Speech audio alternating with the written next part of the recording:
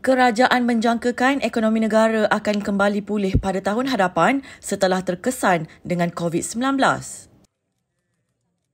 Menteri Keuangan Tengku Datuk Seri Utama Zafrul Tengku Abdul Aziz berkata, ia berdasarkan unjuran yang diumumkan oleh Bank Dunia dan Tabung Keuangan Antarabangsa IMF sebelum ini.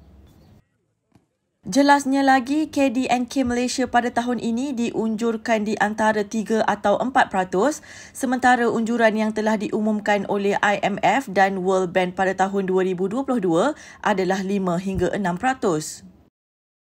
Ini menunjukkan ekonomi Malaysia akan pulih ataupun bertambah baik pada tahun hadapan.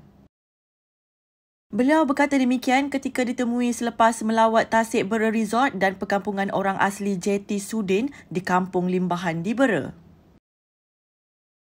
Turut hadir Yang Amat Berhormat Menteri Besar Pahang Datuk Seri Haji Warusdiwa Ismail, Timbalan Menteri Keuangan 1 Yang Berhormat Muhammad Sahar Abdullah, Pengerusi Jawatan Kuasa Kerja Raya, Pengangkutan dan Kesihatan Negeri Pahang Yang Berhormat Datuk Seri Nurul Azali Sulaiman dan Pegawai Daerah Bera Yang Hormat Datuk Zaman Azam Muhammad Sarif Elias Ahmad. Beliau berkata namun demikian sesetengah sektor ekonomi akan mengambil masa yang lebih lama untuk kembali pulih. Menurut beliau lagi, semua sektor yang terkesan akibat COVID-19 ini akan diberi perhatian oleh kerajaan bagi memastikan ianya dapat kembali pulih. Dalam belanjawan nanti, kerajaan akan memberikan tumpuan dan bantuan kepada semua sektor termasuk sektor yang paling terkesan iaitu pelancongan, peruncitan, perusahaan kecil dan sederhana PKS yang teruk terjejas. Tambah beliau lagi, kerajaan akan mengumumkan unjuran keuangan negara semasa Belanjawan Negara 2022 pada 29 Oktober ini.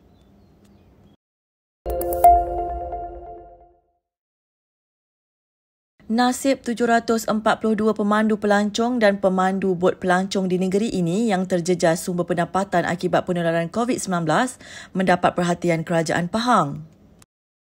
Setakat ini, Kerajaan Pahang memperuntukkan RM74,200 kepada golongan berkenaan melalui Bantuan Prihatin Pahang BPP COVID-19. Timbalan Pengerusi Tourism Pahang Yang Berhormat Datuk Seri Syekh Muhammad Puzi Syekh Ali berkata, sumbangan kerajaan negeri itu diharap meringankan beban penggiat pelancongan yang terkesan dengan penularan pandemik berkenaan. BPP COVID-19 Fasa 2 ini secara keseluruhannya membabitkan 742 penerima iaitu pemandu pelancong dan pemandu bot pelancong yang aktif dalam aktiviti pelancongan di Pahang. Bantuan ini disalurkan secara berperingkat di setiap daerah.